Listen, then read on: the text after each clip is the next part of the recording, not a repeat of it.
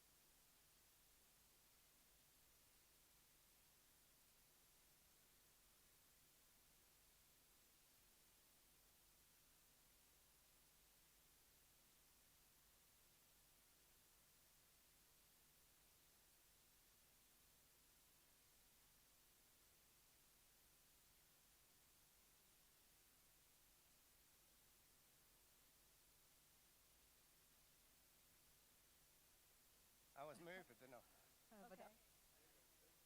Oh, sorry. Yeah. Where from? Yeah. Oh, Tallinn. All right, so. It's terrible.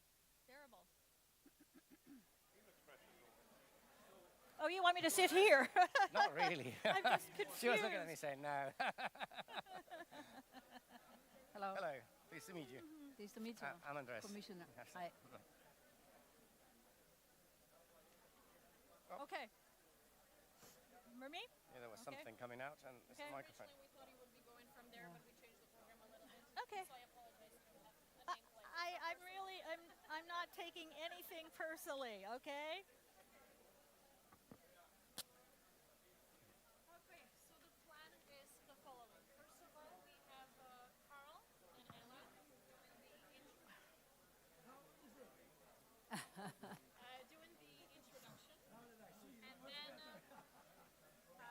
And then Stephen comes to the lectern, introduces Laura, you sit down, Laura comes to speak. Then we do the same thing with the order. We come back and sit down. It's Enricoleta, After we're done. Marta Cos, and then myself. Ciao, Enrique. Enrico, piacere. Encantado, un placer, sí. Jax, very nice to see you. Let me just give you a hug. Very good. So after we get up there, then we come and sit down. I haven't moved anywhere, so. We don't know. She's just doing Well, this. just let me know. And every time you finish your keynote, you should already sit down. Oh, she sit down there. Okay, sit down there. Where? So it's only wherever Yeah. normally in the order, but as you want. Yeah. Okay. Introductory person is only there to introduce you. They go back to sit down. But once you do your keynote, you already sit on the stage. Okay. Once all the keynotes are done, Then we have a conversation or something. Carl will come to have a conversation with you and the Got audience. it. Got it. Got it. Got it. Any questions? No questions? No. Perfect. Thank you very much. Everything is clear. which means that I'm going to be talking in front of you, so I apologize for that. So because you're going to be sitting while I'm roaming around. So it's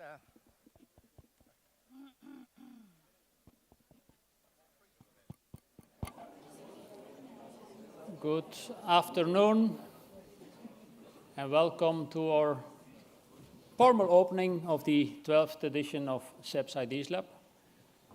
We're extremely happy to see so many people, such a strong interest, but of course, yes, these days it's probably not difficult to find a strong interest to discuss so many issues surrounding us today. Because of the very difficult times, we also, with our board, which is composed of 18 personalities, decided to address what we see today and to take a statement which, as a board, I think we have never done in the past. Because CEPS as a think tank normally doesn't take positions. We comment, we try to contribute to good debates, good policy making based on good evidence-based research. But given the times, and this was already drafted before Friday, we thought we will take a position, and we'll do that. And I'm very happy that the chair of our board is here to do this with us, but also I think somebody like Ela Wankowska, who's become the chair of the board a bit more than a year ago, can probably better do it than nobody else. Ela was deputy prime minister in the first Dutch government and then became the commissioner for single market under the Juncker Commission.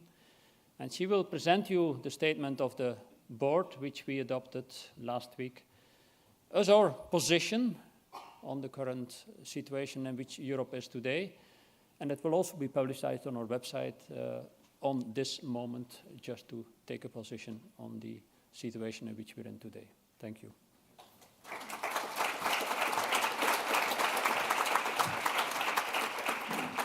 Thank you, Carol. Good afternoon, everyone, friends, colleagues, ladies and gentlemen. As Carol said, as a board, we decided that it's a time to publish a statement, and as in my capacity as a chairwoman of the board, and on behalf of my esteemed colleagues and friends from the board who are here in the room, I want to present it. As also Carol mentioned, it was edited Friday morning, so but still, European time. We thought it's really necessary in the times we live in to make a position on what Europe and the EU need to stand for. So let me read it.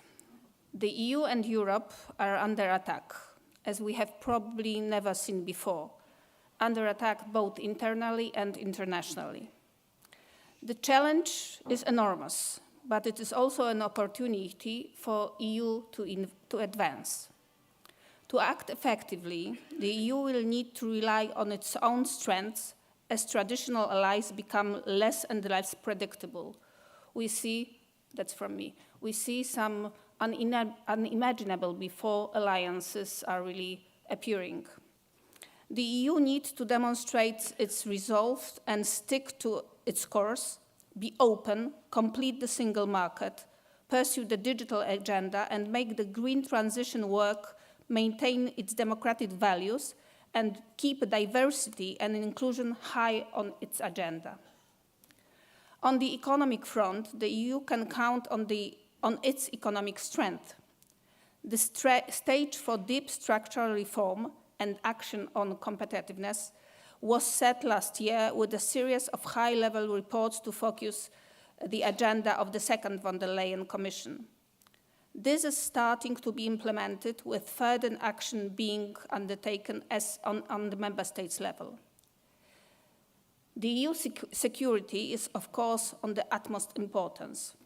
Europe, for its own sake, needs to have credible deterrence and the capacity to act independently. Europe must strengthen its defense and security capabilities with more effective cooperation between the EU and other European countries with significant military forces. This should include common intelligence, threat assessments, and wider security risk. Europe has a base. Its defense industry is second after the US in terms of global market share, and its overall defense spending dwarfs Russia's. But innovation, production, procurement are deeply fragmented, as single market is. There needs to be the swift adoption of an ambitious European defense industrial program with well-advanced coordination in both defense spending and common procurement. Without free Ukraine, there is no free Europe. Ukraine has demonstrated over the last 10 years what a country is capable of. Whatever is said, Europe's assistance to Ukraine has been steadfast, more than any other bloc or country. This needs to continue as we hopefully will move down the path towards reconstruction, using confiscated Russian assets and EU membership.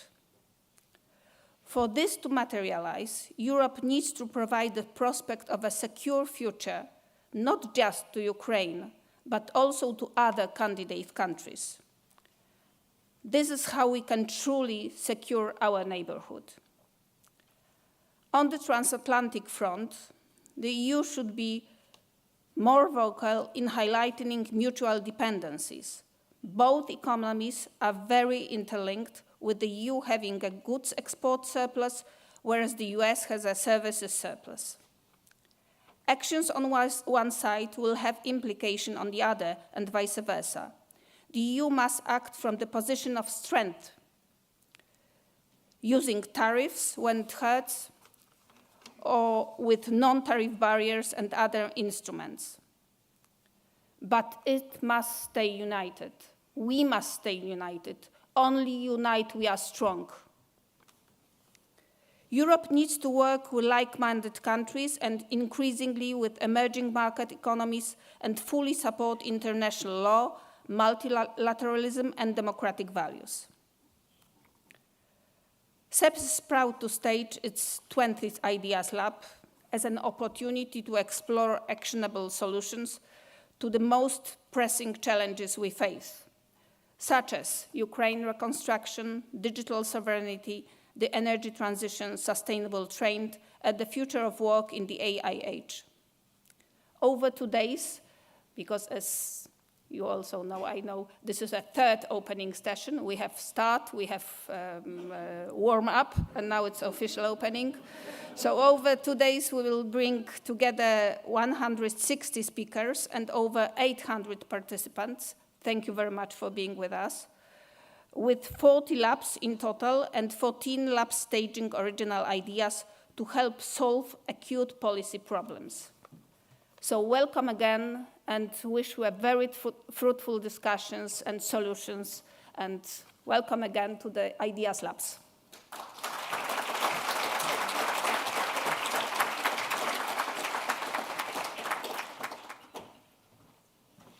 Thank you very much, Elizabeth Bienkowska. This is a statement of the board. Allow me perhaps 2 personal reflections. Emotions have been running very high, of course, over the weekend, over the betrayal of Ukraine by President Trump and his ilk. But emotion should not obscure what has been clear for a while now. I think first, the fact that the value base of the transatlantic alliance is gone. Secondly, that the US poses a real and clear danger to the European security order. And that thirdly, Europe is caught between a rock and a hard place. And time for plain speaking, it is certainly, but it's time to act now. The EU needs to shape its own geopolitical landscape in defense, in industry, in trade, and in many other areas. Now, this sounds very grave, but on the bright side, J.D. Vance's speech at Munich is probably the most important European integration speech since the Robert Schuman Declaration, telling Europeans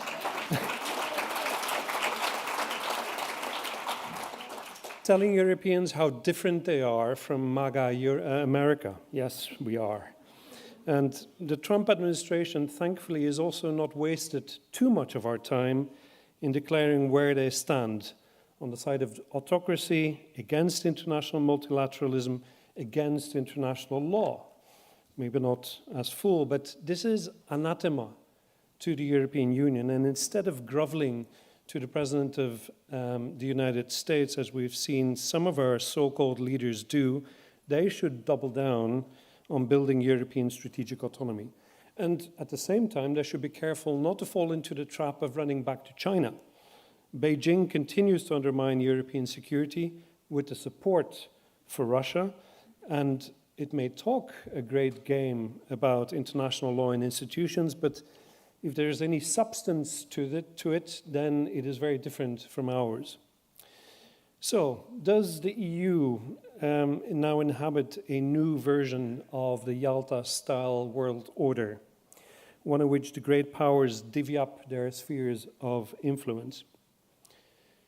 If the US and China use economics as the preferred means to restructure relations in the world, is the Bretton Woods system then dead? 30 years after the WTO was created, is there still a part of the post-World War II international economic governance to be salvaged, or should it be totally reimagined? I think we are very fortunate to have Professor Laura Thijssen with us today to make sense out of this. Laura Thijssen is a former director of the National Economic Council of the United States and currently distinguished professor at the Haas School of Business, University of California in Berkeley. Professor Thijssen, you have the floor.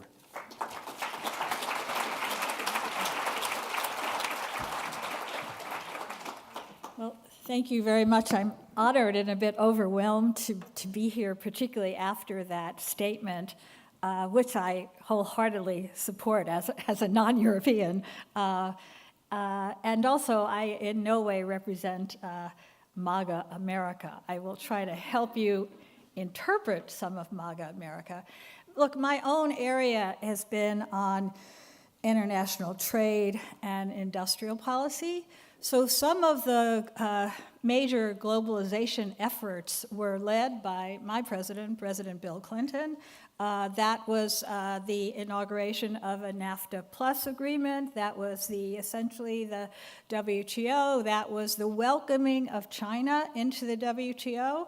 There was a real embrace of international exchange, economic exchange, financial exchange, and trade exchange. And that led to a period of what's called hyperglobalization in the United States, actually around the world. Trade grew much faster than GDP, And actually, it was a wonderful period for the world because you actually saw a convergence of living standards. So actually, many emerging markets started to rise, and the middle class started to rise, and poverty started to be reduced, with a very significant contribution by China in that poverty reduction, which we really need to keep that in mind. So where are we today? How did we get from this embrace of globalization, international economic globalization, and today? So I think it's important to first do a little stage setting of where we are. If you look at trade connections, trade as a share of GDP, I said there was this period of hyperglobalization.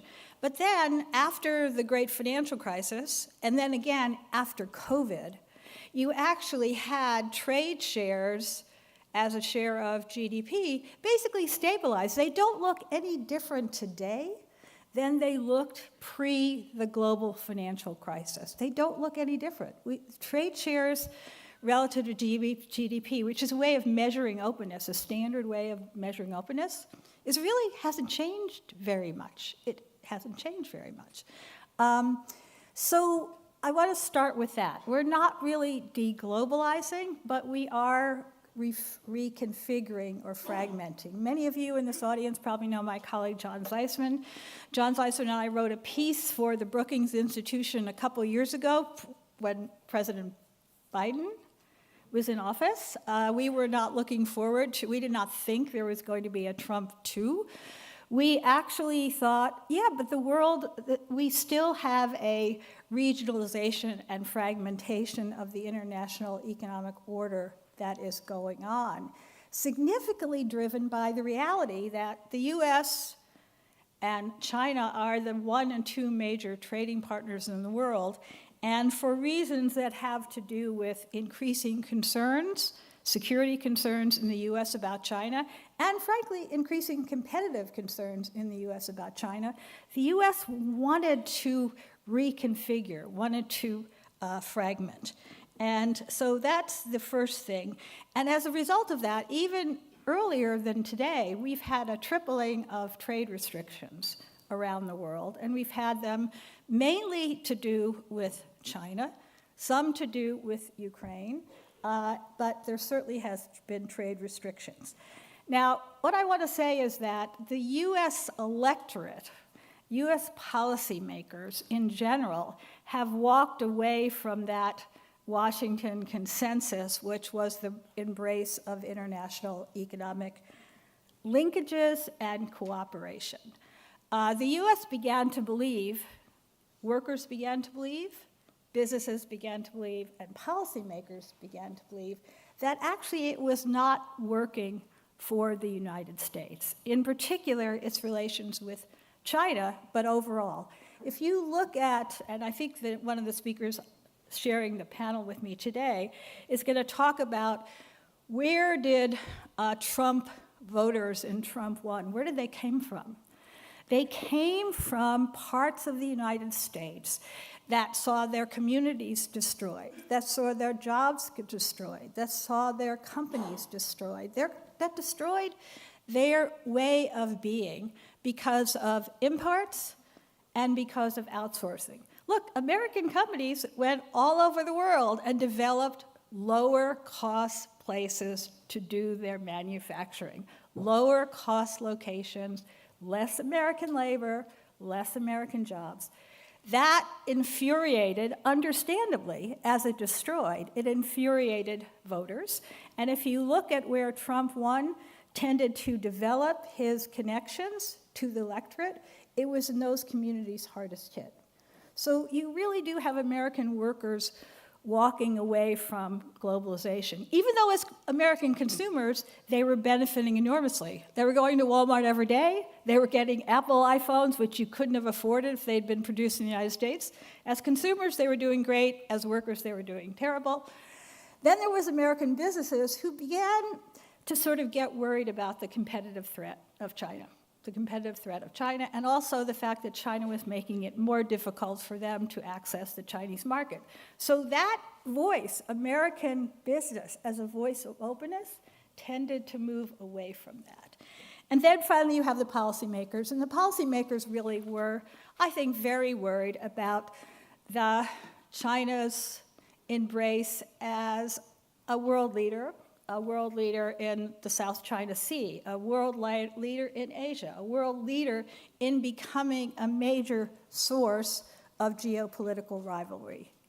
So I'm saying that for a very long time, Europe was not part of what was going on in the change of mind of American workers, American business, and American policymakers. It was all about China and the concern about China. That brings us to President Biden. President Biden sort of kept with the China concerns. In the words of Jake Sullivan, his national security advisor, fused the national security concerns with national economic concerns, and that's where you had the rise of industrial policy in the United States. You really had two parts of industrial policy. You had the national security semiconductor part, which was very much about geopolitical rivalry with China, keeping China, Jake Sullivan used to say, we just got to keep them 2 years behind us. That was his goal, keep them 2 years behind us. And then there was also the green, the climate technologies, which was something that the Biden administration embraced for reasons that really did not have to do with China rivalry, but had to do with a real commitment to climate change commitments. But so you have an embrace going on of more interference, trade restrictions for competitive and security reasons, and you also had industrial policy. Two of those things were wed under President Biden. And we can talk about the irony. I won't talk about it here except to mention that so much of the private investment and public investment that has gone on as a result of Biden's industrial policies occurred exactly in the red states and red communities, which then voted for Trump. So that's just a striking reality. It's very real. And those communities now stand to lose if Trump, too, pulls back on all of these industrial policy measures, as he is threatening to do, but he hasn't so far done anything. Let me sort of end with a little bit of, okay, if the U.S. is going to walk away from its international leadership, the U.S. is not going to support international rules of trade. It's going to violate them whenever the hell it wants, okay? In the United States, the executive authority for making trade policy is real. If you want to do an agreement, a new trade agreement, you have to go through Congress. If you want to do tariffs, just do it out of the Oval Office. That's it. And so right now, there is a tariff review going on, led by Peter Navarro, who was one of the Trump 1 people who actually went to jail. But he actually is looking at this notion of reciprocity in tariffs. Now, by the way, what that might mean is you, the Europeans, get a really high tariff because your VAT is a tariff. No, your VAT is not a tariff. That is just wrong, but that doesn't matter. That doesn't matter. If they want to say that a VAT is anti-US, then they can say a reciprocal arrangement here will be, oh, your VAT's 20%, our tariff will be 20%. Our VAT, so we have that really going on right now. I want to say in international economic relations, Trump has been very clear. He loves tariffs. He loves tariffs for a variety of reasons. I think a very clear statement of his strategy he made to Davos this year. Here's what he said. He said, we're going to cut corporate tax rates in the United States. We're going to raise tariffs on foreign suppliers to the United States.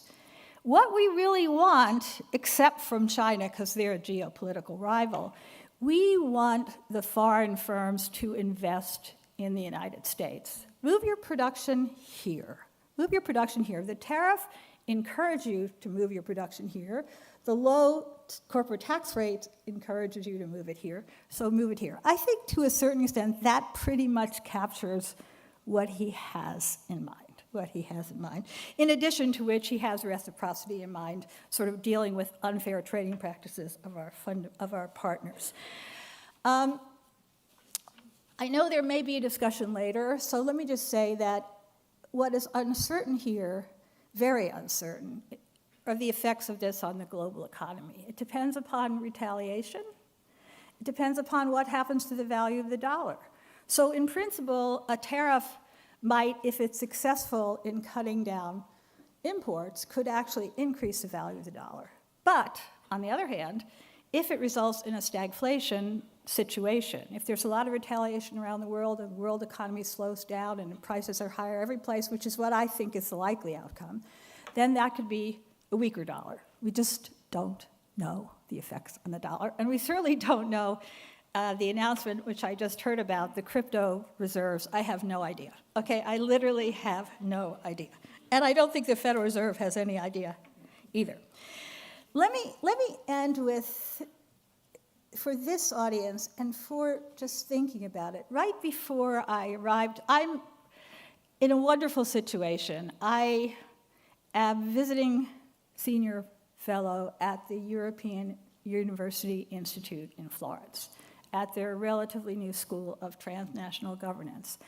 And just before I came, there was a presentation at the economics department there from Olivier Blanchard and Jean Pisani-Ferry.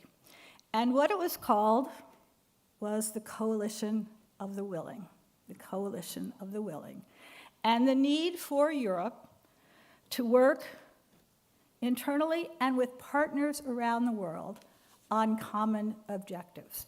You know, the rest of the world, a lot of the rest of the world does care about, if not multilateral rules in WTO, plurilateral rules. So maybe there are ways to actually negotiate with partners who are interested in maintaining the rules of the international trading system or even strengthening them, but doing it through plurilateral agreements, because we don't have an enforcement mechanism anymore at the WTO, and so it may be that other mechanisms are better.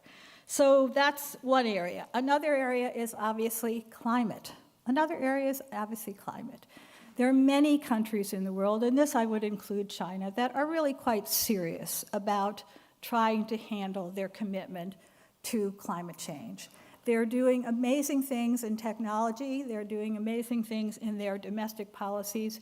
I think a coalition of the willing around climate, a coalition of the willing around international taxation of multilateral companies. The OECD has, I think, 120 countries who've agreed in principle to the deal. The US said no. Well, so what?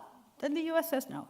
Okay? It seems to me that there's the possibility of having the other countries enforce these kinds of taxation situations. So those are just some examples of where I think a willingness of a coalition of the willing would matter.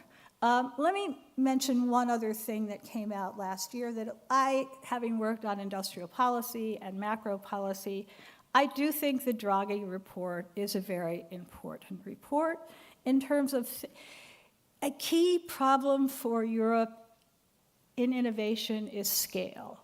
It's tech, and scale matters. And so having more unity in the markets of Europe really is playing a role in whether or not Europe will succeed in being a center of technological revolution. It takes scale to do that. And finally, I do think the EU should, I understand that it's difficult to negotiate with China, but on the other hand, I think that there are ways to imagine in these trade agreements and direct financial investment decisions having more EU cooperation with China does matter. And I would, or that's, again, the coalition of willing on certain issues where you can agree. So let me end by saying that I can't explain what the Trump administration is all about. I will say in domestic policy, it is really carrying out almost word for word what was in the Project 2025 document.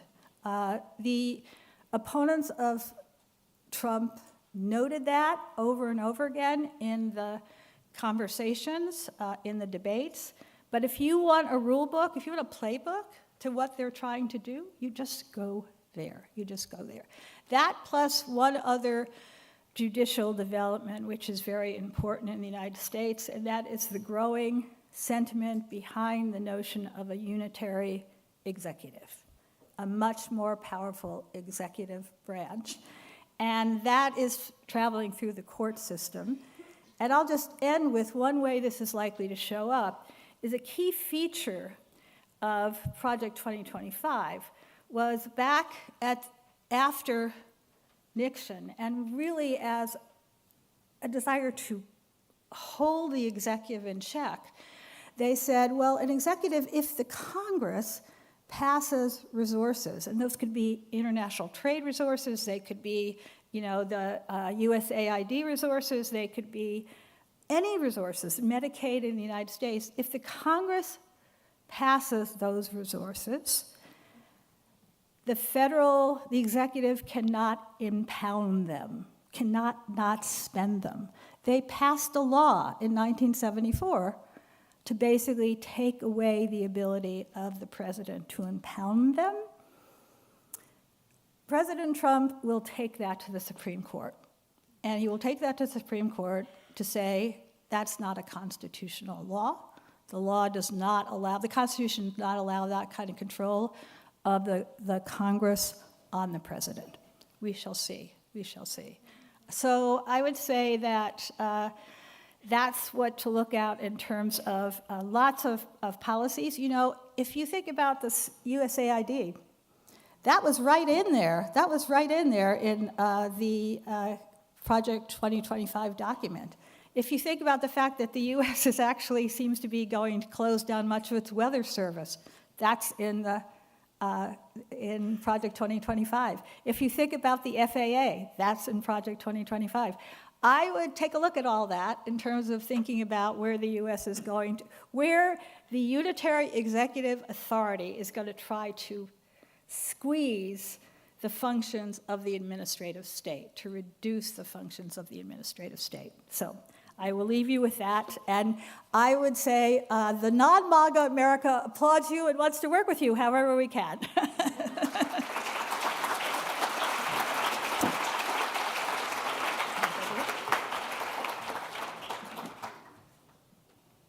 Thank you. It's on? Yes. Thank you very much, Laura. Thanks for this very reassuring presentation. We all feel relieved, lifted. But you said one thing, which is actually more of a silver lining, which is the coalition of the willing. Yes. And I've heard that in the past couple of months, there has been an unusual alignment of planets. Do you know that? Yes. You know? All planets, but one. Which is actually maybe a good reference for us, if we could manage to align everybody else but one, as it's happened over the past few weeks for the planets in the solar system, maybe we will get a chance. But we need to understand how to do this. And we continue our conversation, our little flow between the keynote speakers with the next keynote. I am particularly happy to welcome to the CEPS Ideas Lab the next speaker. He has been the Prime Minister of my country. 2013 and a bit of 2014.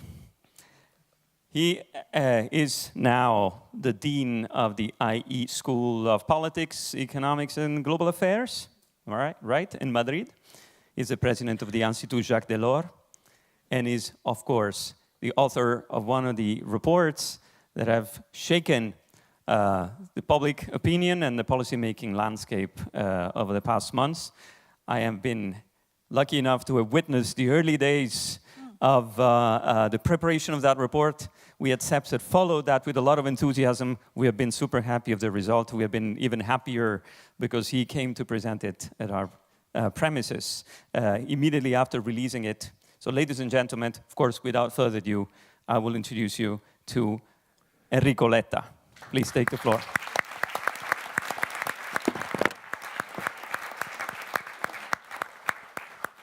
Grazie, Andrea. Thank you very much. Thank you all. I will try to take this opportunity to share with you 3 points that are, for me, the points that can be useful today to act, to do something very concrete in the present situation. The first one is about, I will name it awareness. We have a problem of awareness. The second one is about the scale issue and the problems linked to the further integration of the single market and how to do it.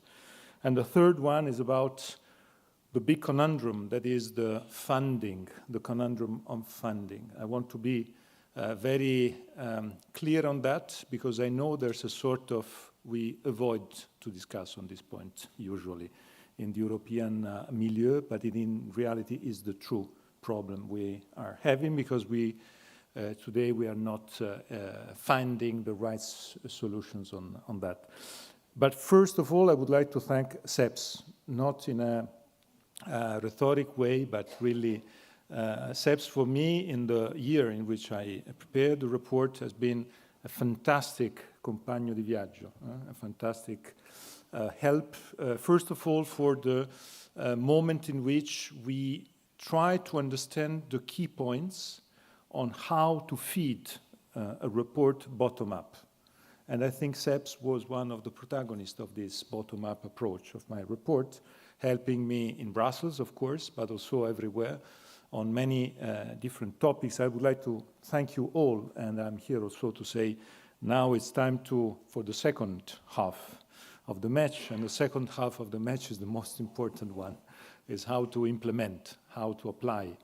And I was very happy to see that the competitiveness compass presented by von der Leyen is going in the right direction on that, taking many of the Draghi solutions, of my report solutions, Niisto solutions, and now it's time to make it possible. I start by awareness. I will tell you my experience in the second Tour d'Europe I'm having to present the report in the capitals, in the capital of the member states, presenting the report to national parliament. I was in Lisboa last week. I was in Athens. I will be in Paris this week. I will be in Copenhagen in 10 days, presenting the report in the national parliament. Very instructive exercise, presenting the report to the stakeholders, national milieu, and so on. I can tell you one point that is for me very interesting. And the point is that at the end of the presentation, I receive many questions, of course. And the first question is always the same. And it is very good what you tell us, but how is it possible with the veto right? Someone will stop it. And I am, because it is not one time, two times, in every meeting I have there, always this question. And you know better than I do that in the single market there's no veto right. On taxes, but it's just one topic. For the rest of the single market issues, we can easily move with the majority and the qualified majority without any problem. But in Europe, everywhere in Europe, we have the idea that we work with the veto right. And for me, it has been a fantastic experience, because in reality, it gives us the idea of something that is not working well among us. Because in reality, starting from the, the document that every European Council becomes a sort of, feuille de route, roadmap for the European institutions, so the conclusions of the European Council, we have always to find unanimity on these conclusions, not because there's decision to take. The European conclusion, the conclusion of the European Council are political discourse, but with the support of everyone. But at the end of the day, starting from this exercise to the rest, the true problem we have is that all the member states, they have the same approach at the final moment to take a decision. Is to say, I don't want to leave someone in minority because I don't want to be in minority when something can interest my country and my true interests. So at the end of the day, even if on the single market issues, I know very clearly many topics that we can decide very easily at 24, 25, 23, 22, without any problem, at 26, with the 27, not Hungary, just to be very clear, I know very well that we can't and we don't go in that direction because the attitude of the member states is not to decide at the majority, for the reason that I mentioned.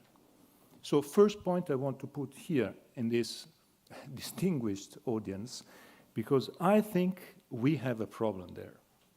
We have a big problem, because at the end of the day, we always say that we have a problem of institutions in Brussels. The institutions are too complicated.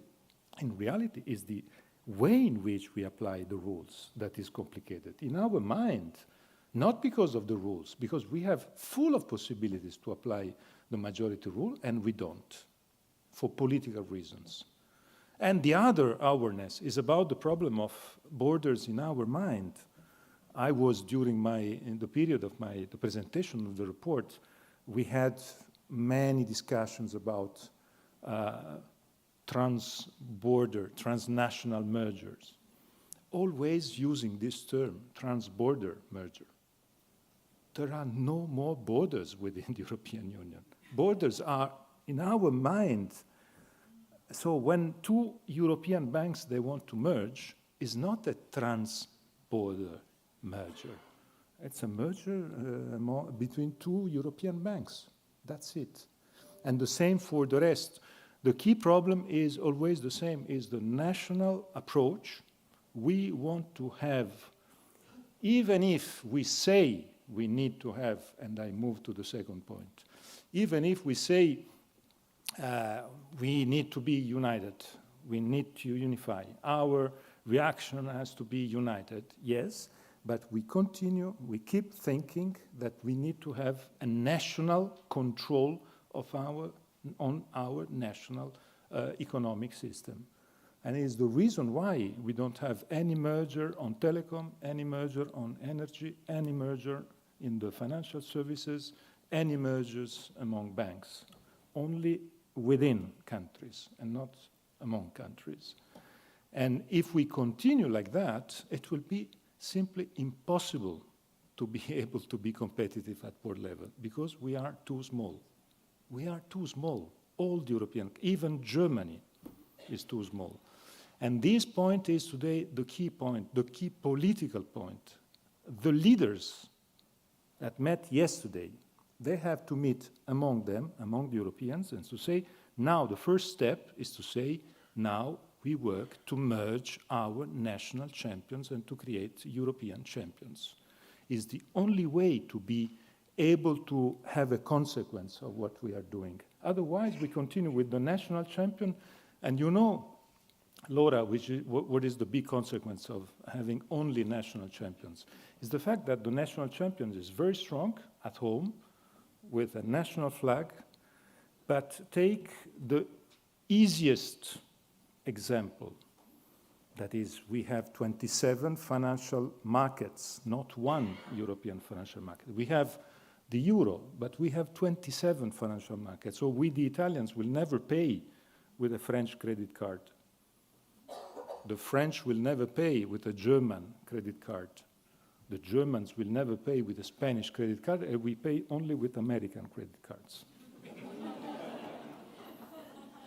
It's because of the lack of a unique financial market. And having the national financial markets means that I think the three American credit cards, they have to thank Europe fragmentation. I think is their best market because of that, because we don't have one financial market. And so having only the national financial market, the immediate neighbor is a ceiling to growing. And this is the key point, is a political point.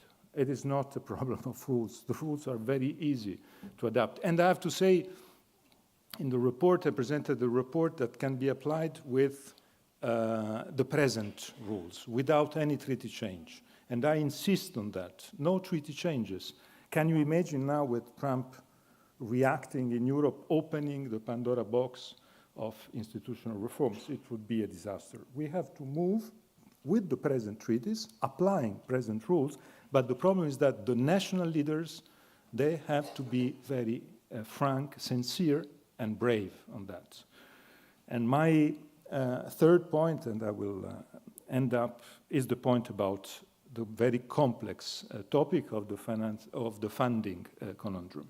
Because the other experience I had going around everywhere in Europe was the fact that I tried to open this discussion on funding, and it was almost impossible because I had always debates at national level. And I have to say that at national level, there's no conflict, there's no debate on that. within countries, left and right agree. The problem is that they agree on different outcomes if they are in the, I would say, France, Spain, Italy, Portugal, Greece, and so on, or they agree on a different approach if they are in Baltic countries, in the Netherlands, in Germany, or in the Scandinavian countries. And we have to be very honest on that.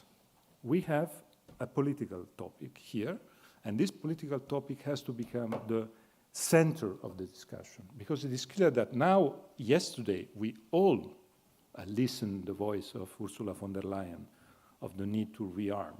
And rearming means finding money, resources. But we know very well that if we find money for resources, I know very well, and that is the aim and the soul of my report, security is not just weapons. Security means being energy independent. Security means having one financial market. Security means having one connectivity market. That means security. And to have and to get these results, we need to have funding, because Next Generation EU will end up, and we are discussing about the budget of 2018, 2019. That is, of course, not feasible. But we know very well that the discussion on how to fix this conundrum, how to have an outcome, is not there. And the only way, in my view, is to have a plan with two legs, one private money and the other one public money. But the one on private money is the application of the Savings and Investments Union. I put this name in the report. I hope that will be the first priority in what the European Commission and the European institution will try to implement. In my view, this is crucial, because if we are able to create this bridge between savings and investments, that can be the way also to open the possibility to have, through also the leverage of defense, to have some public EU fiscal capacity money to put together aside, not as Next Generation EU, but in parallel to the private money. If we are not able to open this dossier and to find a political compromise on that, I think everything we are talking here will be just a rhetoric discussion. I want to be very honest on that, because if we think that the only way is to say, now we agree on how to strengthen our defense expenditures at European level, our people won't buy it. Because our people, as in the US, I tell you what I had, and I end up here, as one of the strongest experiences in my voyage d'Europe. I met an aged man. I was giving papers, pro-European papers in a market. He gave me back this paper, telling me, I'm not interested, Europe is not for me, I don't take planes. And I was, what? And he told me something that was very strong in reality and very dangerous, because it is not true, but it is very dangerous. He told me, Europe is for you.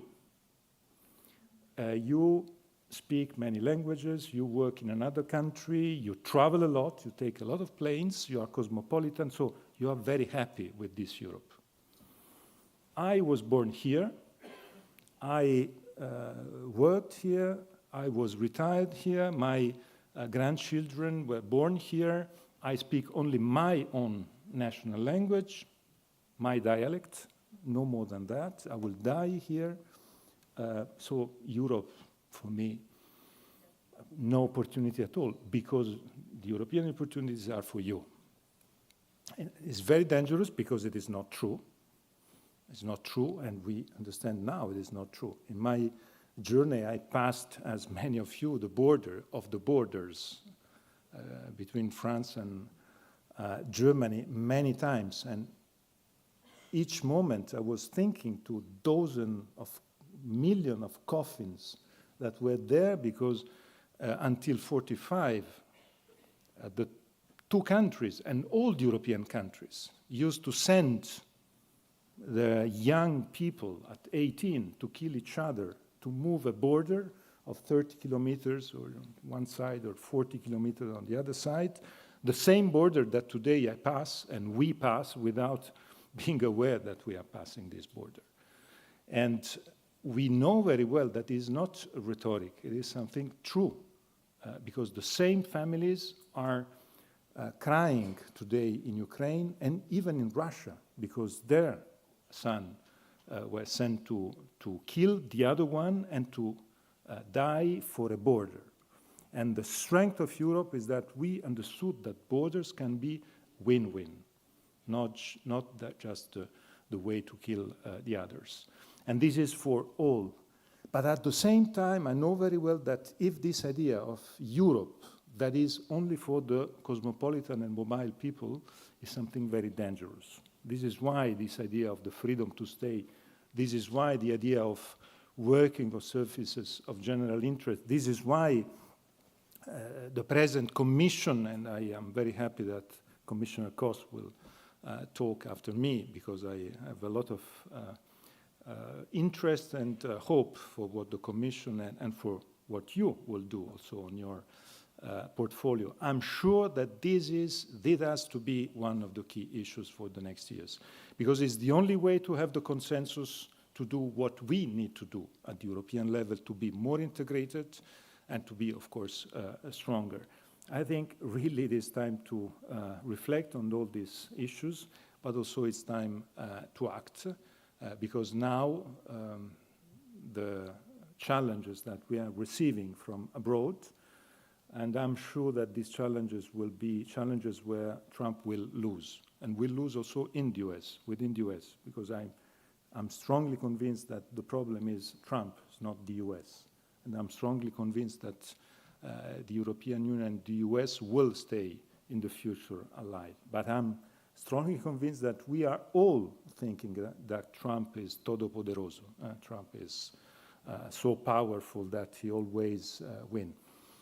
Until now, I see a big on Europe consequence of Trump. He was able to create the best reconciliation after 8 years of Brexit with the UK. So it's the demonstration that Trump is not so bright and so successful. And if we are united, I'm sure we can win. Thank you.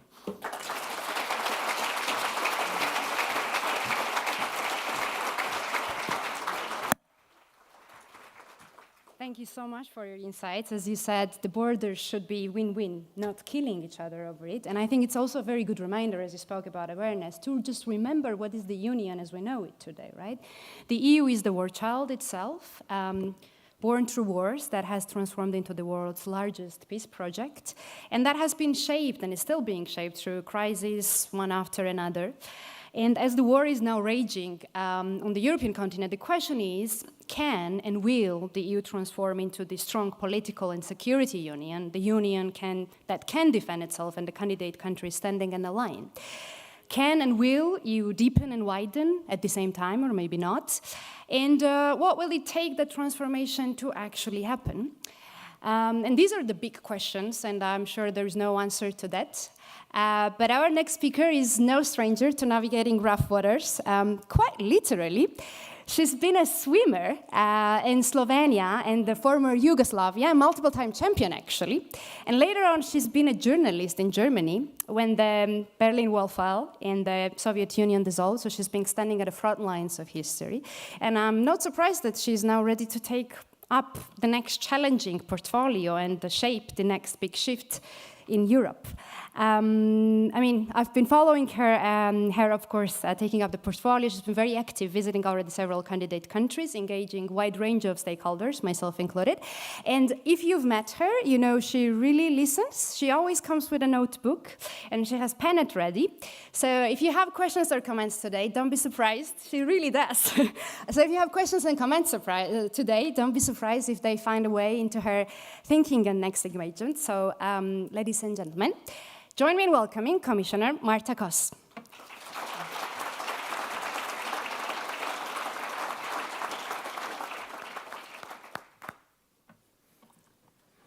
the member states of the EU are confronted with the three big challenges: the challenge of peace, the challenge of freedom, and the challenge of prosperity.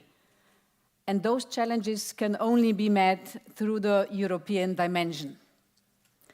These are not my words, but these words are motto for my work as being Commissioner for Enlargement. Simone Weil said those words in 1997 when she had her inaugural speech in the European Parliament. So it is about peace, freedom, prosperity, and today we could act security.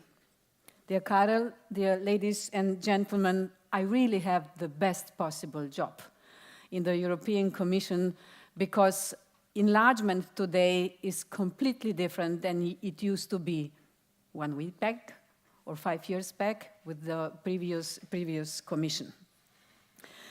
12 years ago, when I became the Slovenian ambassador to Berlin, I first visited many of my colleagues, and one of the first has been the ambassador of United Kingdom.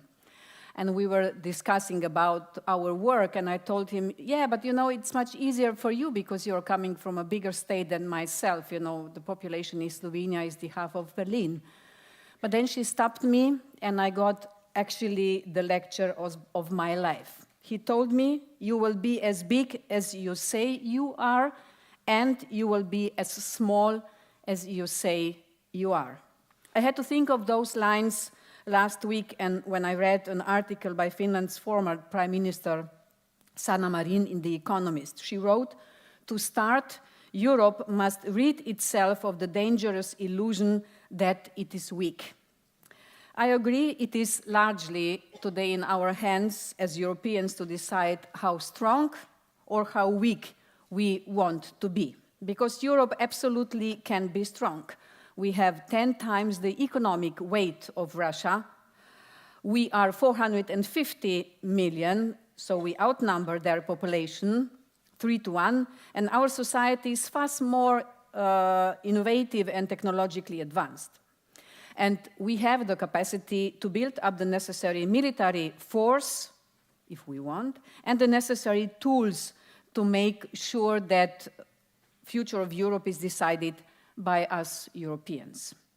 To do that, we cannot stay on the sidelines, and we have to start to talk big. We have to talk big, and we have to be bold, seize opportunities, and act as an offensive geopolitical player. Take, for example, what we did in Moldova last month. Just a few months before elections, the country became subject to aggressive energy blackmail and disinformation campaigns. Russia cut off gas supplies to Moldova and then blamed it on President Sandu. This was clearly meant to destabilize the government, spike inflation, and discredit the country's European path. In our response, we had different options on the table. We went for the boldest version. Perhaps this is also the experience I got in swimming. You cannot win if you don't train hard, and meaning train hard means swimming also 15 kilometers per day, every day. So what did we do? First, we provided for Moldova with immediate budget support to push the energy prices back down to pre-crisis levels. Second, we seized the moment to start integrating Moldova into the European electricity market.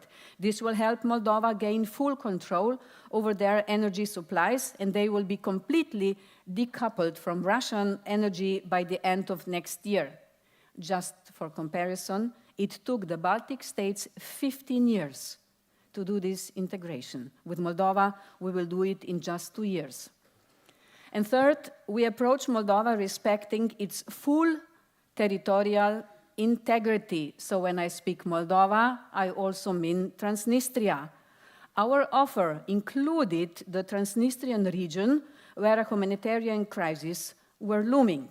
Of course, we attached important conditions. One of the results was that when I visited Moldova at the beginning of April, on that very day, Moldova's public television could be watched in the Transnistrian region for the first time in the last 30 years. Romanian language schools became accessible. Illegal checkpoints at borders were removed, and political prisoners, until today 6, were freed. Ultimately, of course, Russia compelled to restart gas transfer to keep the Transnistrian region afloat. And actually, the biggest question mark has been we couldn't say in advance how the reaction of Russia would be. We still do not know. But to do so, now they need to pay market prices, which is costing them hundreds of millions of euros just until the end of this heating season. So, what did our intervention achieve? It ensured that nobody in Moldova had to go without light or heating because of skyrocketing prices. It diffused the topic as a vote winner for those who want to weaken Europe, and it demonstrated that in turbulent times, the EU is a partner to rely on. It was a bold geopolitical move. This should be our blueprint for a future in which we are ahead of the curve. And frankly, it already is, because we are now applying the same logic to Ukraine. Last week, President von der Leyen and the whole college, we went to Kiev. With us, we had an ambitious energy security package, now energy security package, mirroring what we did in Moldova, but going even further. This energy package will fully integrate Ukraine in our own electricity market, but also unlock the full potential of Ukraine's vast gas storages. 80% of them are located close to EU member states. This will generate income for Ukraine, and it will increase the energy security for both the European Union and Ukraine, and it is a win-win.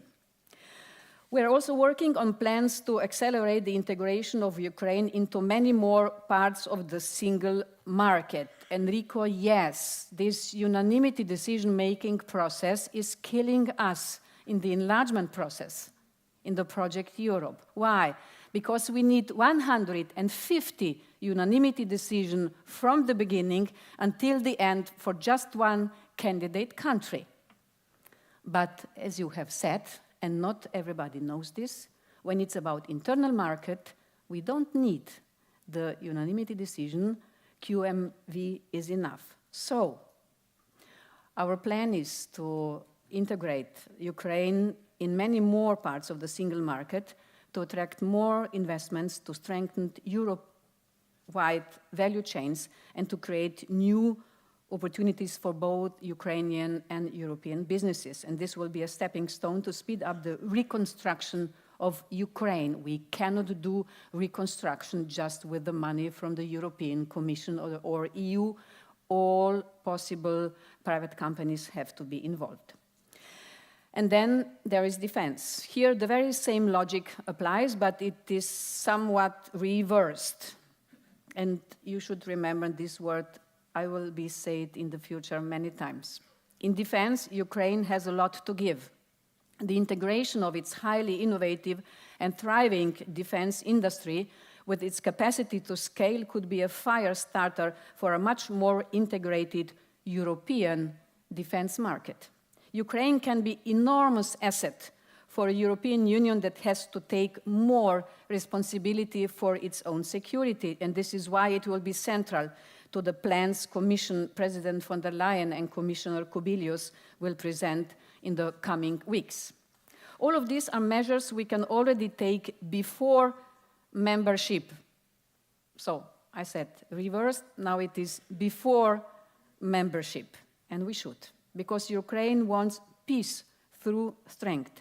And this goes beyond military strength. It also means economic strength and secure energy supplies, where only QMV, Enrico, is needed. And all of that should be part of Europe's security guarantees for Ukraine. In parallel, we will do everything we can to accelerate Ukraine's accession process with the urgency that history demands. As the Commission President said in Kiev, if Ukraine continues to speed and momentum of reforms, it could join the EU earlier than 2030, and this would be in the mandate of the present Commission. That would be still within this mandate, and this is the bar we should set ourselves, and I have set this bar for me too. It will need reflections on how our union works. Our financing, our policies, you will be speaking about this later, and our decision-making. We may have to rethink guarantees and transitional periods.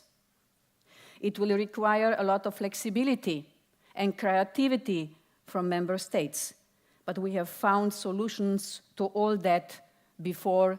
I'm sure we will find them again. It will also require that Ukrainian authorities keep the pace of their impressive reform path on establishing a fully independent judiciary, on effective anti-corruption measures, on transparent public procurement, or on functioning democratic institutions. These fundamentals are central, but not that obvious anymore.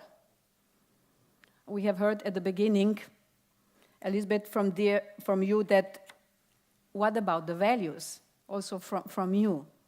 What is now more important, that we get the candidate countries in the EU just because of the economic and security interest, and we forget about the values? It will not work like this. So the fundamentals have been and will remain central, because our efforts to integrate Ukraine deeper and faster into our single market can only pay dividends if European investors and businesses know they will find a business climate that is predictable and safe. The geopolitical situation we face demands bold decisions on Ukraine, but our goal is not just an accelerated pathway for Ukraine alone. Accelerated pathway. It could be a new blueprint for accelerated European integration. There has always been an inherent tension, and we've heard this today. There are tensions from inside and outside the EU. These inherent tensions between the demands of the enlargement process requiring continuous reforms and the electoral cycle in candidate countries where governments need to demonstrate tangible benefits to their voters. Today, the geopolitical reality, especially in Ukraine, but not only, is pushing this tension to untenable levels. If we are to anchor Ukraine and other candidate countries in Europe, we need to address these tensions. Today, I have explained what we are already doing and how we deal with the geopolitical realities in Ukraine and Moldova. I believe this is the direction towards which we need to work if we want enlargement to be successful or to happen. At this historic juncture, for our candidates to be successful, but also to respond to our member states' ambitions and concerns. How we take this future is, I believe, one of the key policy questions to address. Ladies and gentlemen, at the Munich Security Conference, President Zelensky said, "I believe in Europe." This was not the expression of faith. These words were a challenge. This is how I see them, a challenge for all of us to live up to our aspirations. Remember, you will be as big as you say you are. Today, I would add, and as powerful as you dare to be. So let's indeed get rid ourselves of the dangerous illusion of weakness. Let's act as an offensive geopolitical player and be bold in taking the decisions that are needed to guarantee the security, the peace, the freedom, and prosperity in Europe. How can we do this? You told us before there are no answers. I have not every answer, but I know what I don't want to do. When I was still a candidate and was at hearing in the European Parliament, I was asked how could I help that the conflict between Serbia and Kosovo someday will disappear and that both countries will become a member of the EU. And at this occasion, I quoted Einstein, and I will do it again. Einstein once said, what is stupidity? Stupidity is doing today the same as yesterday and expecting different results tomorrow. I don't want to be stupid. If it doesn't work today, if it hasn't worked in the past, we all together, also with the help of CEPS, could find some answers to how to make our Europe bigger and stronger. Because if we don't do it this time, I don't know when we will be able to do it. Thank you.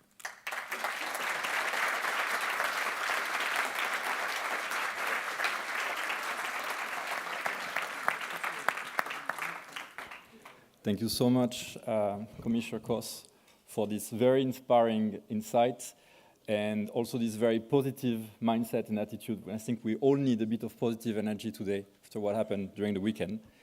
And what has been very clear so far from our distinguished speakers is that we are the turning point and we need to unite. We need to pick up the European project where we left it way too long ago, and we need to complete the European project. And that's a responsibility for any of us in this room to bring that message home in our member states and really push for further integration. There is no choice. But now, to have a successful integration, we also need to build from the bottom up. And we need cohesion. And that's something that very often is overlooked. It's very hard to bring cohesion between European regions. And I'm extremely delighted today to welcome Professor Andrés Rodriguez-Pose from the Luton School of Economics, who has been pioneering an idea that I find extremely powerful and been doing a lot of research for almost 10 years now on the roots of basically populism. And understanding populism not from your traditional demographic and individual characteristics and traits, but basically from the places where we come from. And trying to make a very powerful link between the economic decline and the lack of prosperity in some places and the voting patterns. So if we don't want European Trumps all over Europe in the coming years, we should listen to what Andrés has to say, and it's always a treat to have you speaking. Thank you so much.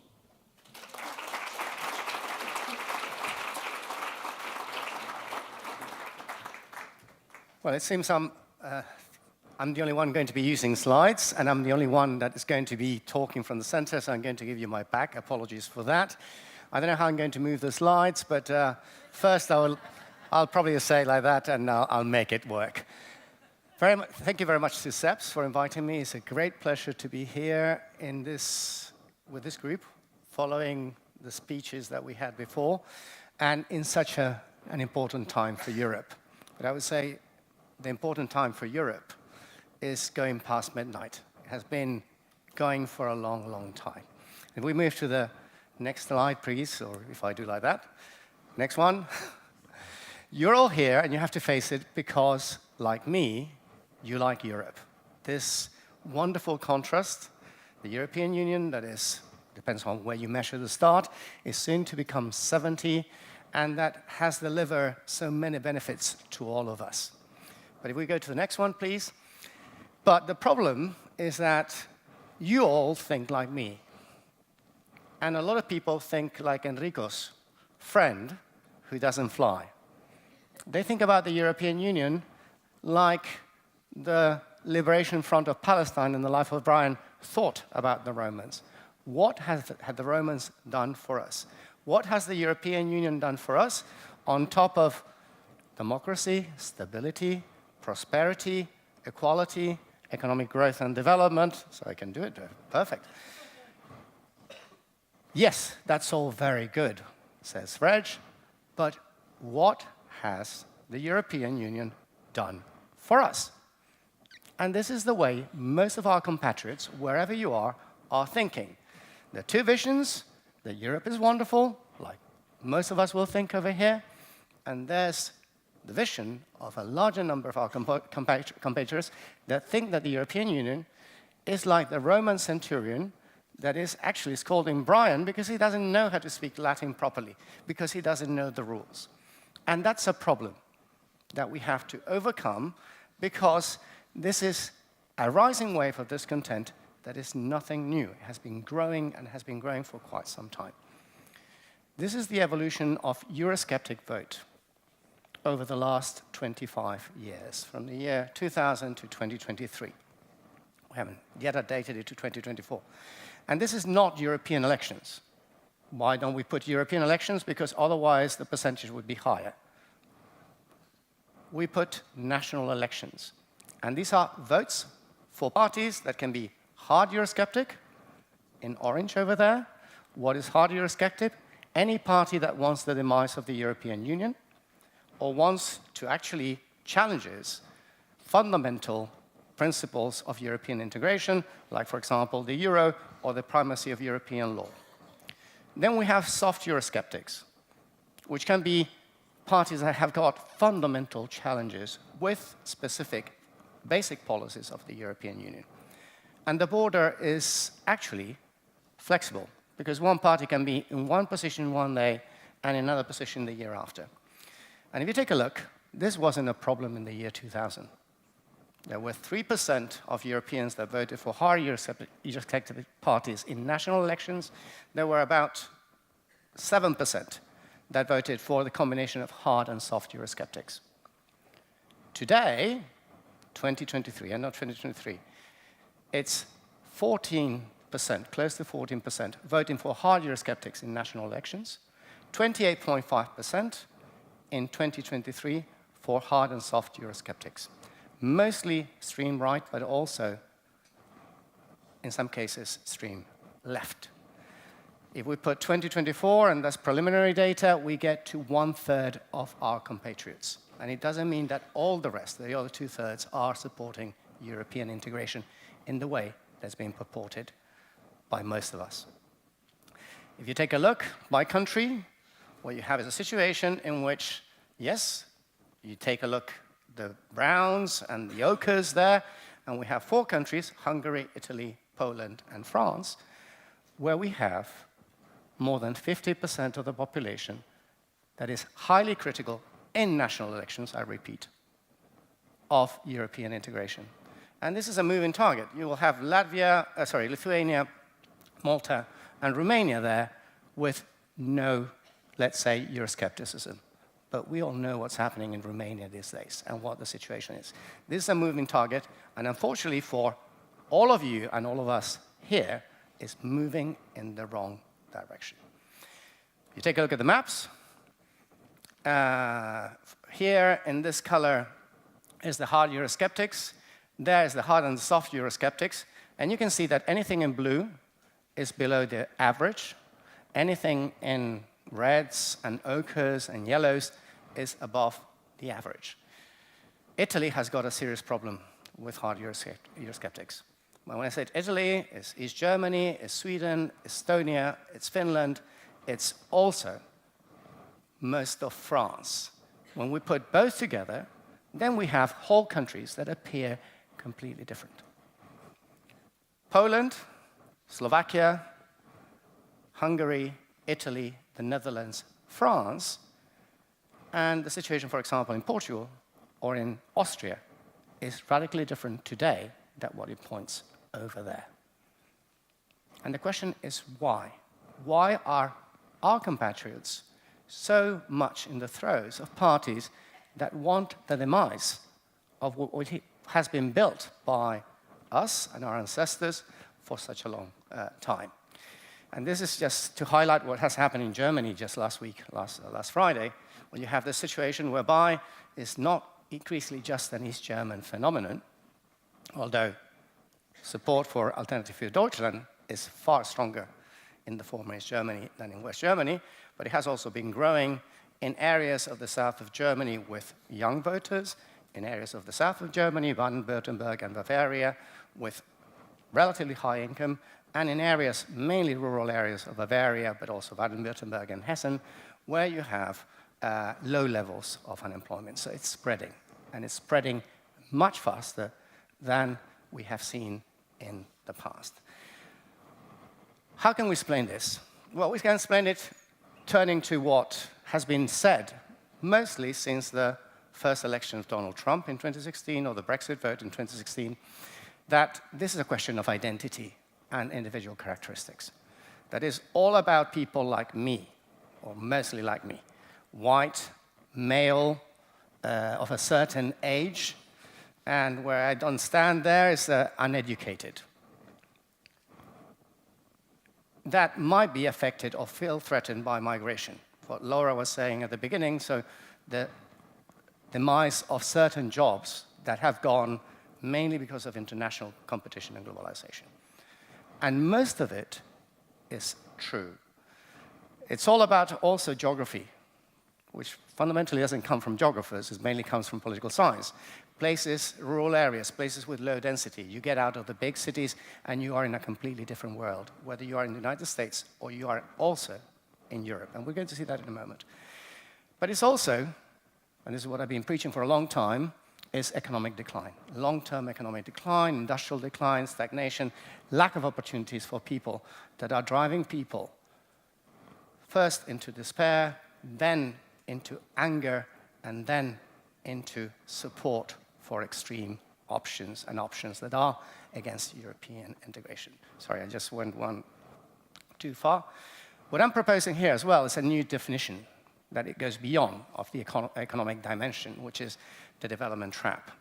The idea that there are places in Europe that are not benefiting at all from European integration, that have been stuck for a long time, and that as a result are rebelling against the status quo. And what is the development trap? It involves three basic economic dimensions. Income, which is the one that we're all thinking of, employment, and productivity, over three areas, which is fundamentally how do you perform relative to yourself in the past? Are you becoming more dynamic or less dynamic? How you perform relative to the rest of your country? Are you lagging behind and falling behind in your country? And how you perform relative to the rest of the European Union. And we measure it in different ways on a yearly basis using three dimensions. The risk of falling into a development trap, the intensity of the development trap, and the duration of the development trap. And we get these sorts of maps. This is the map of the risk of falling into a development trap as an average between the year 2000 and the year 2022, if I remember well. No, 2021. 2001, 2021. Anything in red should ring alarms. Why? Because these are places that, in terms of income, productivity, and employment, have been falling behind and falling behind seriously. And take a look at the map, and you'll see that it's France, it's Italy, it's Croatia, it's Greece that are fundamentally in trouble, but they are not the only ones. Every country has got its pockets of entrapped regions. And then take a look at France. And look at Paris. Paris is in yellow. And it's completely surrounded by a sea of dark red. And then we are surprised, especially if you're Parisian, why are these people voting different from us? Why are they thinking in a different way? If we look at the intensity, we have similar situations. It moves a bit more to places like Croatia, places like Greece. Ljubljana appears in dark blue over there, for example, but also, even in the most dynamic country in the European Union, the West Midlands, which is Ireland, the West Midlands is suffering from this stagnation and long-term stagnation. And then also, on top of the fact, we have the duration, which is how long are you stuck in a development trap, which is fundamental, because if you are not doing very well this year, well, you think next year will do better. If you're not doing very well in 5 years, there will be solutions coming from my national government or from Europe. If you're stuck for 20 years and it's structural, then you say there's no solution for us, but I'm not going to be the only one sinking. And this is what's happening. Dark blue means out of a maximum of 17, sorry, dark blue, dark red, out of a maximum of 19 years, you're in a trap, 17 years. So almost the whole period. And that's where your person that has been there, and that's why I think the right to stay is fundamental in your report, is stuck. We have done the same for the United States. In the United States, we have it for 40 years. We cannot get any region that is in a trap for more than 25 years. So the US, with all its problems, is far more dynamic than what we have in Europe, where some places thrive, but many others don't go in any direction. And when you put it and you try to make the link between being stuck, stagnating, and vote for Eurosceptic parties, you find that this is a fundamental factor. That regions that are at risk of falling into a development trap, with high intensity of a trap or long duration, they tend to vote far more Eurosceptic, if you want, populist and extreme anti-system than the regions that are not. This is regardless of whether you consider hard or hard and soft Euroscepticism, whether you do just one electoral cycle, the most recent, which we had 2018 to 2022, or you do it for the previous one, or you do both together, or now we're doing for longer, it works all the time. And how much does it, if you're stuck in a trap for a long time, it can be up to 7 times bigger. It's the places that have been declining in relative terms for a long time that are the ones that are the most against European integration and are rebelling against European integration. Why? Simply because they feel, and there's a reality behind it, that they're not getting anything out of it.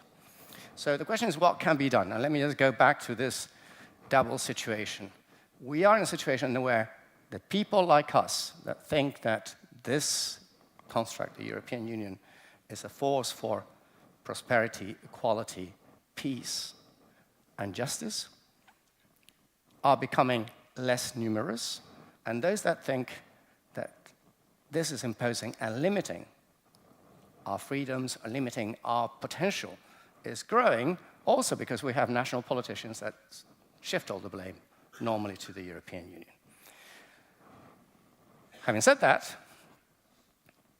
we have a situation, and this I bring from another movie, this is Gladiator, in which Marcus Aurelius, the aging emperor, talks to Maximus, Decimus Meridius, the general, and says, "Why are you defending Rome? You've never been there, but you're a loyal servant." And what Maximus says, "I see much of the rest of the world. It's brutal and cruel and dark. Rome is the light. And last Friday, you saw much of the rest of the world." I need to say something. So the question is, what do we do? I mean, there are a lot of ways. There are many reasons why people are unhappy, why people are discontented, and why people are revolting. And there are many issues that we can do. If it's a question of values, the question is, what do we do? And is it good to interfere with values?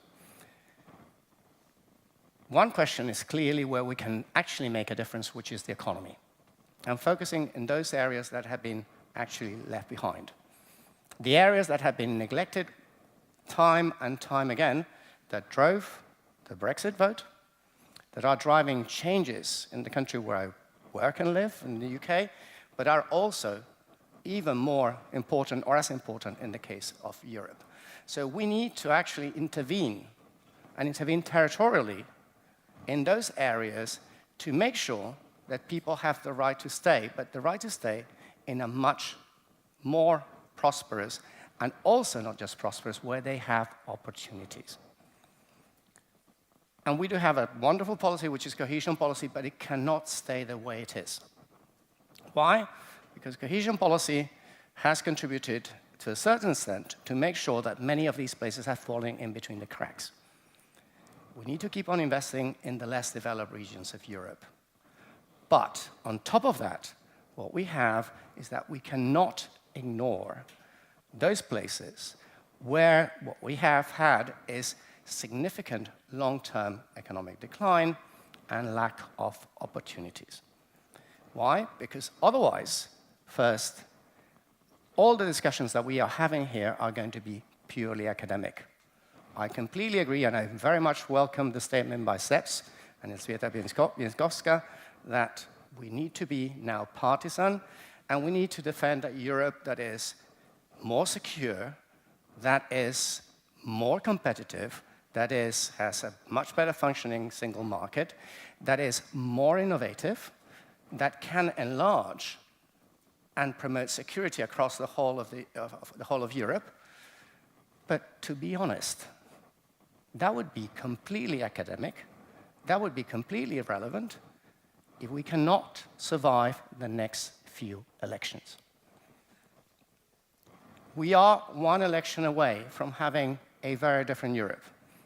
And I remember it was in Warsaw, 2017, when in public, in front of a much larger audience than here, I asked the question, can the European Union survive as it is?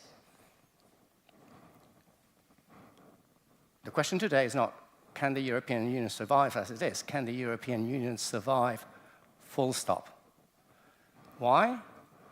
Because we have either in power, on the verge of achieving power, or shaping the political agenda, parties that, to be honest, are not that dissimilar from what we're seeing on the other side of the US, on the other side of the Atlantic, and are not unlikely to actually adopt the same sort of position. I'm just going to finish with one thing. What we need is to bring everyone on board. And of course, you can say, why are these people voting for these parties?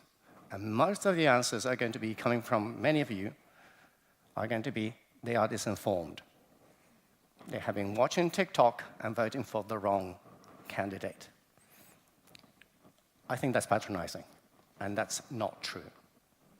You can vote for the wrong candidate, if you put it like that, once. But we have the most educated cohort ever, with more sources of information, and people keep voting for the same. Why? Because in Europe, today, we have 60 million people living in places where the GDP per capita is lower than what it was in the year 2000.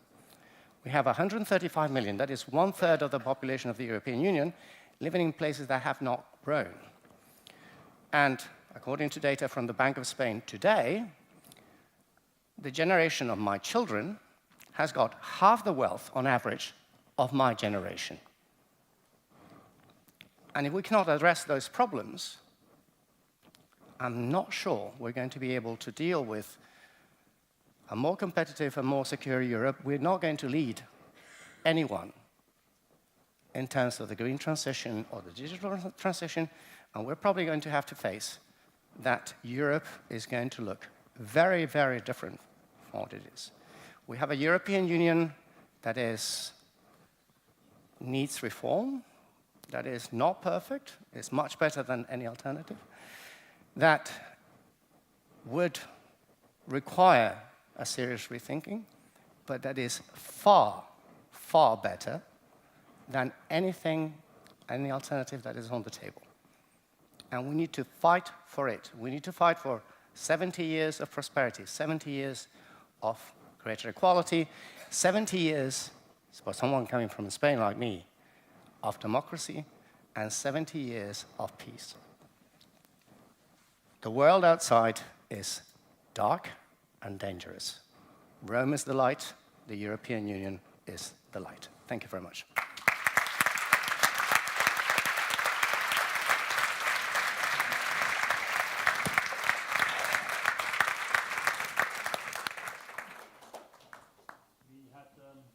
Three, four stellar presentations. Thank you very much. I mean, all different focuses, fascinating, interesting. We only have about 10 minutes left for questions. But let me start with the first question, and then you think about questions, but only questions, please. And I will take them together. No comments, because we really want to be focused and to be quick. So let me start with Laura. I mean, the big question for, I think, many Europeans is, where is Congress in the United States? I mean, you have, I think, a democratic system, no? I think we have to look at the electoral process in the United States. We really have to understand here that there is a tremendous role of money. A lot of the Congress people sitting there and essentially worrying about in any way breaking with Trump is because Trump has credibly said, I will go after you. I will go after you with money, and you will be primaried out, and you'll be, so the only, the only possible voices in the Congress right now would be people who actually don't really worry about their own seat, but worry about representing the Constitution and the United States. And honestly, look, we heard about there are more in the red districts that have grown in the United States. Those are, in general, areas are economic entrapment or lack of economic advancement, lack of economic opportunity. We know that. They're largely rural, they're largely even outside of the major central agglomerations of economic power and wealth. If you look at a state like Texas, for example, Texas is a very red state with a very red governor. Every major city in Texas is blue. That is, they vote Democratic. They vote Democratic. Why? It's because the economic opportunities are in the cities. They're not in the small communities that either had their one manufacturing industry decimated by imports or outsourcing, or they're rural in the sense that they're actually supported, have been supported by the agrarian, support for the farmer. But you know what? In the US, it's big farmers. It's big farmers. It's not small farmers. So I guess I would say I am quite convinced that it was the lack of economic opportunity in various parts of the United States, and the divergence. There used to be convergence, and then it's divergence. Okay, it's gotten worse in the underperforming economic areas, and they've become more red. And the money in U.S. politics has really fed into that, so that we have now a primary system where essentially in these red districts you can push in money, big money from outside the districts to basically support the MAGA red. So it's a bit similar to what we just heard from Rodriguez, let's say the exactly opportunities and voting behavior certainly towards extreme right. Very similar, very similar. I take questions right away, 2 or 3 questions at once. Please be very concise and very concrete. So yeah, I start over there on the right or on the left, and then here before. Try to be brief, please, and very focused.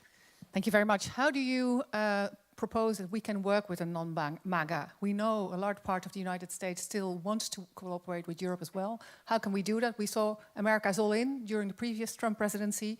What can we do now, also since the Fed does not hold every power? And Tyrell at the left behind you. And then we take a question here in front. So we've heard a lot about how we need more military spending, security. What are some ways that we can de-escalate and avoid an arms race? A question here in front. I don't know whether there's a microphone here. Otherwise you take mine. Thank you. Good afternoon. Birgit van Hout, United Nations Population Fund. What do you think is the impact of demography and population shifts, changes, demographic change on the future of Europe? Thank you. So I'll take these 3, probably start again with Laura, because the first question was addressed to you. So the first question on integration with non-MAGA forces in America. Here's a funny situation. We talked about the importance of cohesion in Europe. Actually, we have a federal system in the United States, and we have some very, very powerful parts of the US economy which are not MAGA. I'll take my state of California. There are others. New York is one, Illinois is one. All right. It is possible to work with those states. Actually, if we take the area of climate, for example, California has been one of the states that has actually signed a number of MOUs with European nations, and I believe with the EU, on climate issues. So supporting climate projects, supporting climate research, supporting climate, I would say supporting having more and more American students come out of the United States for their education, because they will, I think, understand much more of the world if they do that. Those are just some areas. Education, culture, research, particularly in climate. I think those are areas, and working with the blue states, which are very powerful in terms of the economics of their activity, and I think you can do that. By the way, I want to raise something on the defense issue, because I would be interested in the Europeans but we here. can take the others as well on that. So, one way to build a lot of high-skilled job opportunities is to build a defense industrial complex, okay? You can build a lot of jobs, a lot of technology, a lot of manufacturing capabilities by building your defense complex. Maybe it's a good policy from an economic point of view. Professor Rodriguez had a very convincing talk, but probably you can respond to the question of demographics as well. Yeah, thank you very much for your question. I think it's absolutely fundamental. We are seeing that many parts of Europe, especially many of the parts where this content is taking hold, they're losing population, and it's not just all population, it's certain parts of the population that is disappearing. In Germany, what you have is a situation whereby the skilled labor, mainly young, highly trained, highly skilled women have left, and what we end up is with an aging population and young, relatively uneducated men with no alternative in that respect.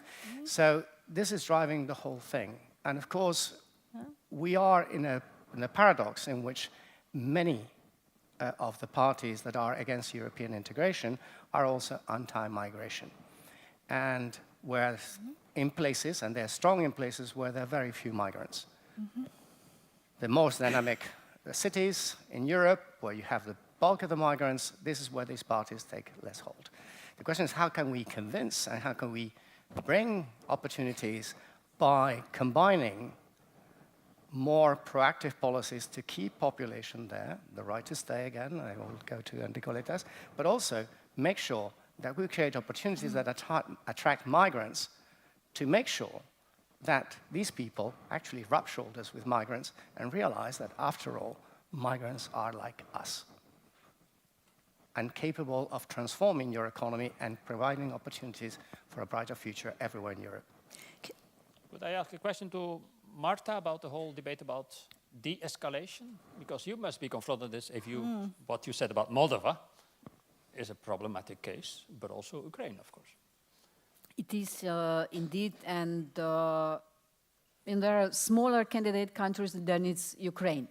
There is an estimation that if we will now get all the candidate countries, but Ukraine and Turkey, this will not affect the structure of the next MFF and the cohesion. But as soon as we talk about Ukraine and Turkey, which is still a candidate country, it's different. So how to de-escalate in the unpredictable world when we cannot know what will happen tomorrow? Perhaps we shouldn't look around what the others are doing, but see to ourselves what we are capable of, in the sense of, I grew up, I'm born in 1965, and I grew up in the era, there was a question about why do we have to arm ourselves? I'm asking myself too. I grew up in the times when we said no more weapons, no more wars, and then we got the war in ex-Yugoslavia, in my ex-country.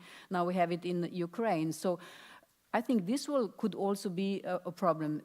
De-escalating, or going into the armament again in the world, which is not safer. I could even say that the times of Cold War were safer because then we knew where we stand. where we are. Today, we do not know. But I think we should really trust that we are capable of doing this. And the coalitions of the willing, yeah, I think this is the right way to go, because probably it will be very difficult not just to get the unanimity on the enlargement, but unanimity on all the other important questions. Thank you, Marta. I have a final question because we need to stop. For Enrico, you spoke about banking mergers. What is stopping the Commission or the ECB to take a positive, or make a positive statement about this takeover, possible takeover by an Italian bank of a German bank? Why is nothing happening? Why is it? Well, of course, I'm very biased on that, so it's not the topic. I want to say that in reality, it is the typical example where the key problem is where we take the decision. If we take the decision here for the entire European Union, you have an approach. If the decision is taken on the ground, at national level, even if we are not in situation of borders, of course the approach will be different. Not because today the Germans are defending themselves of the Italian attacks. I say that because I know very well it will be the reverse. If Commerzbank will try to have a takeover on UniCredit, it will be a defense on. So the key point is to understand that we need to have from the leaders of our countries to say the decision to say we have to build up the Airbus on banks, the Airbus on telecom, the Airbus on financial services, not because I want to create the gigantism, on the American gigantism.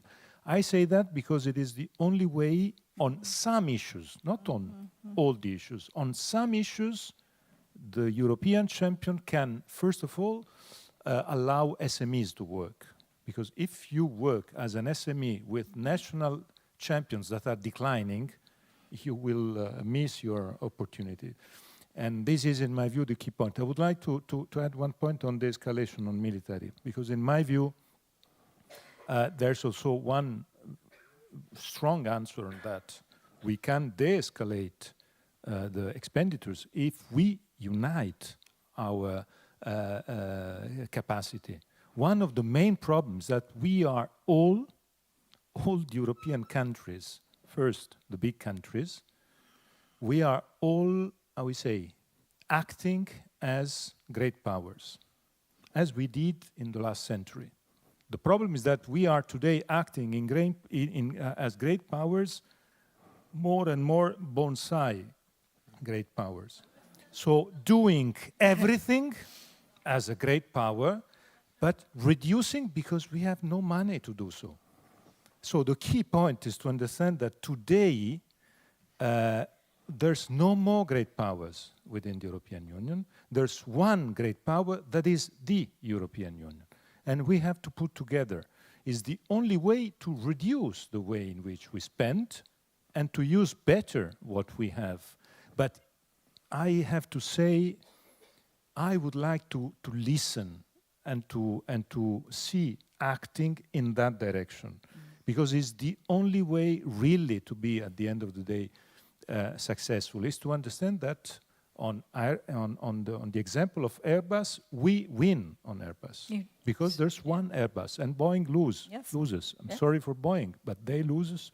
They lose because we have one Airbus. We don't have the Italian Airbus, the Slovenian Airbus, the Spanish Airbus. It will be a fantastic. And this is the same for the financial services. They are happy because we have the Italian, the Slovenian, and the Spanish. And so the Americans are very happy.